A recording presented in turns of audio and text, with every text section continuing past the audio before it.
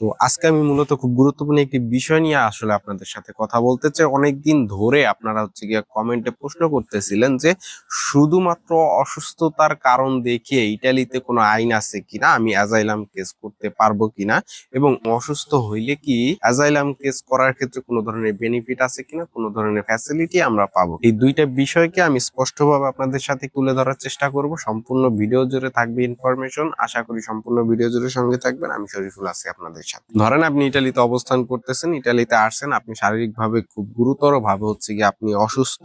সেই ক্ষেত্রে আপনি চাইতেছেন না নিজ দেশে অন্য কোনো সমস্যা বা কারণ দেখাইতে, শুধুমাত্র অসুস্থতা কারণ দেখিয়ে আপনি অ্যাজাইলাম আবেদন করতে চাইতেছেন, সেটি আপনি করতে পারবেন। ইটালির আইন অনুযায়ী অসুস্থতার ভিত্তিতে সৌজন্য দেওয়া হয়, এমন কিন্তু একটি সৌজন্য ইটালিতে আইন অনুযায়ী আছে, যে যার নাম হচ্ছে পেরমেসোদি সৌজন্য কুরে মেদিকে। মূলত এই সৌজন্যটা যাদেরকে দেওয়া হয়, মূলত তাদের শারীরিক অসুস্থতার কারণকে ভিত্তি করে মূলত এই সৌজন্যটা দেওয়া হয়ে থাকে। যদি বিষয়টা এমন হয় যে আপনি বাংলাদেশ ছাড়ার পরে যাত্রা পথে আপনি অথবা ইটালিতে আসার পরে আপনি অসুস্থ হয়েছেন গুরুতর ভাবে, অথবা আপনি বাংলাদেশে থাকতে অসুস্থ ছিলেন, হয়তো বাংলাদেশে আপনি চিকিৎসা করতে পারতেছিলেন না, ওই অ্যাবিলিটি আপনার নাই, বা যে শারীরিক অসুস্থতা আপনার আছে সেটির চিকিৎসা বাংলাদেশে নাই, এই দুইটা কারণ দেখিয়ে কিন্তু আপনি অ্যাজাইলাম আবেদন করতে পারবেন। এটি মঞ্জুর করবে কিনা এর আগে কিন্তু আপনার পূর্বের যত মেডিকেল রিপোর্ট গুলি আছে, মেডিকেল সার্টিফিকেট, বিভিন্ন টেস্ট ডকুমেন্ট, এই ডকুমেন্ট গুলি তারা দেখবে এবং এর উপর ভিত্তি করে তারা কিন্তু নতুন করে আপনার মেডিকেল করবে।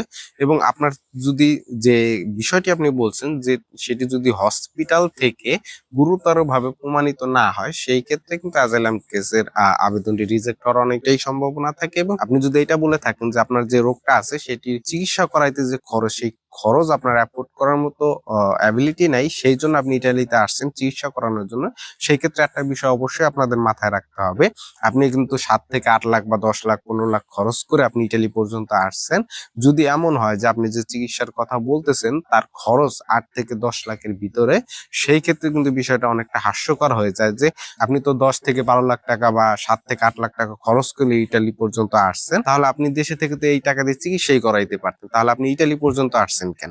এটি নর্মাল একটি প্রশ্ন আসলে চলে আসে যে আপনি যে টাকা দিয়ে আসছেন সেই টাকা যদি আপনার চিকিৎসা হয়ে যায়, বিষয়টা যদি এমন হয়, তাহলে আপনাকে বলবে যে আপনি দেশে থেকে কেন আসলে আপনি চিকিৎসা করলেন না এই টাকার মধ্যে, তার কিন্তু আপনাকে কারণ দেখাইতে হবে এবং কারণ এবং যুক্তি সহকারে এটি আপনাকে তাদেরকে ব্যাখ্যা করতে হবে। মূল বিষয়টা হচ্ছে অসুস্থতার কারণে অবশ্যই আপনারা আবেদন করতে পারবেন এবং অসুস্থতার ভিত্তিতেই আপনি এই দেশে স্টে পারমিট পেতে পারেন, এই আইন ইটালিতে আছে। কিন্তু সেই ক্ষেত্রে অবশ্যই আপনার যে অসুস্থতার কথা আপনি উল্লেখ করবেন সেটি অবশ্যই খুব গুরুতর হইতে হবে, এই বিষয়টা আপনার মনে রাখতে হবে। এবং যখন তারা টেস্ট করবে যেটি প্রমাণিত হবে, তখনই কিন্তু শুধুমাত্র ওই অসুস্থতার ভিত্তিতে কিন্তু আপনি এই দেশের পেরমেসোদি সৌজন্য কুরে মেদিকে পেলেও পেতে পারেন। এবং অনেকে বলেন যে আমি অসুস্থ, তো আমি তো অ্যাজাইলাম কেস করছি, সেই ক্ষেত্রে কোনো ফ্যাসিলিটি পাবো কিনা। দেখেন, যখনই অ্যাজাইলাম কেস করার ক্ষেত্রে আপনি একটি সমস্যা আপনি পূর্বে হয়তো দেখান, পারিবারিক সমস্যা বা রাজনৈতিক সমস্যা বা অন্য যে কোনো সমস্যা হয়তো আপনি আপনার অ্যাজাইলাম কেসে উল্লেখ করছেন, এবং সেই সাথে যখন আপনি আপনার